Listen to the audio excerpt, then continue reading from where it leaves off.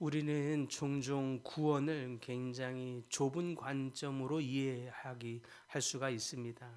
그냥 구원, 그또 구원의 확신을 그냥 천국에 들어가는 어떤 보장 정도로만 생각할 때가 종종 있죠. 물론 구원에는 우리가 영원한 약속이 포함되어 있는 것은 사실입니다.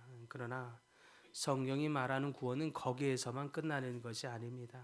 구원은 마지막 단지 우리의 가야 할 이 목적지를 천국으로 바꾸는 이 사건만이 아니라 더 나아가서 지금 오늘의 삶의 방향을 바꾸는 것이 되기도 합니다.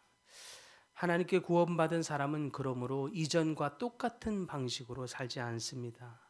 이전과 똑같은 가치관, 이전과 똑같은 욕망, 이전과 똑같은 삶의 방식 이렇게 살아갈 수는 없습니다. 구원은 신분의 변화, 하나님의 자녀로서의 이 신분의 변화뿐만 아니라 지금의 삶의 변화를 일으키기 때문에 그렇습니다.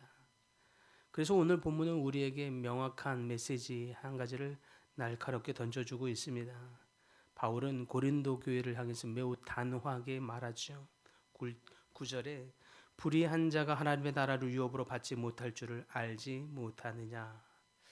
이 말씀은 우리를 놀라게 만듭니다. 이유는 바울은 지금 이 9절과 10절에서 열거하는 이 죄들을 볼 때 이러한 죄들을 결단코 가볍게 이야기하지 않기 때문에 그렇습니다.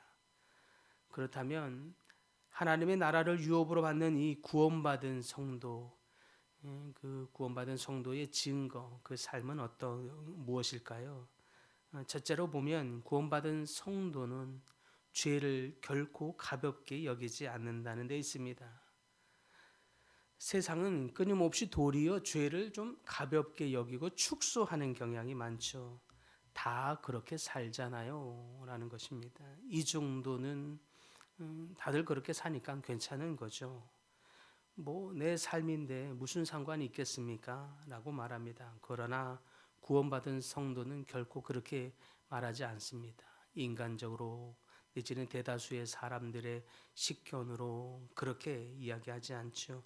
말씀 앞에 선 사람은 죄를 작은 실수 정도로 그냥 꾸미고 포장하지 않습니다. 단순한 역점이 아니라 하나님 앞에서 오히려 하나님을 거스르는 삶의 방향이기 때문에 구원받은 사람은 그 죄를 가볍게 여기지 않는 것입니다.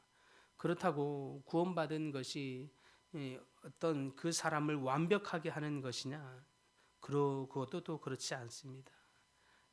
그러나 분명한 것은 죄에 대해서 무각한 사람도 아니라고 하는 사실입니다. 그는 끊임없이 죄를 짓는 어떤 일로 말미암아 슬퍼하고 또 죄를 합리화하지 않고 돌이키려 애를 씁니다. 죄를 즐기면서 붙들고 살고 있는 것이 아니라 주님 앞에 죄와 싸움에서 주님 도와주옵소서 도움을 청하죠. 그러므로 오늘 우리는 스스로에게 물어야 합니다. 나는 혹시 내 삶에 익숙해져 버린 죄는 없는가? 또 반복되는 죄들 앞에서 양심이 무뎌져 가고 있는 것은 없는가? 남들은 다 그렇게 한다고 해서 그것을 자신도 허용하면서 그러한 불순종은 없는가? 구원은 우리를 죄에 편안하게 만드는 것이 아니라 죄와 끊임없이 불편하게 합니다. 두 번째로 구원받은 성도는 어떤 사람인가? 하나님 나라의 정체성을 따라 사는 사람이라고 할 수 있겠습니다. 10절에 보니까 육체를 따라 사는 삶을 하나하나 열거하더니 이와 같은 자들은 하나님의 나라를 유업으로 받을 수 없느니라 라고 말합니다. 이것은 단지 앞으로 너희들은 하나님의 나라 그 천국을 유업으로 받지 못할 거야 라고 하는 미래적인 경고가 아닙니다. 지금 내가 누구에게 속해 있는가를 진단하게 말합니다. 육체에 속한 일인가 아니면 하나님의 나라의 백성의 모습인가? 나는 지금 하나님의 통치를 받고 있는가? 그리하지 아니한가? 그렇다면 우리의 삶의 기준도 세상이 아니라 다른 사람 다 그렇게 하는 것이 아니라 인간적인 방식이 아니라 하나님이어야 합니다. 세상은 욕망을 따라 살라고 말합니다. 그러나 하나님은 거룩을 따라 살라라고 말씀하십니다. 세상은 자기 만족을 최고의 가치로 삼지만 하나님은 순종과 진실을 기뻐하십니다. 그러므로 참된 이 성도의 삶, 구원받은 삶은 예배당 안에서 말씀을 듣고 있을 때 나타나는 것이 아니라 나 혼자 있을 때 내지는 세상으로 나가 있는 나의 모습 속에서 나타나고 드러나집니다. 직장에서 드러나지고 가정에서 내가 하고 있는 말들 속에서 드러나지고 인간관계에서 드러나지고 그렇게 되는 것입니다. 거룩하게 살려는 씨름, 그것이 구원받은 사람의 증거이죠. 완벽한 삶을 사는 모습이라는 이야기는 아닙니다. 그러나 구원받은 사람은 끊임없이 자신의 삶을 주님 앞에 더욱 거룩하기 위하여 힘씁니다. 그 거룩이 구원의 조건은 아닙니다.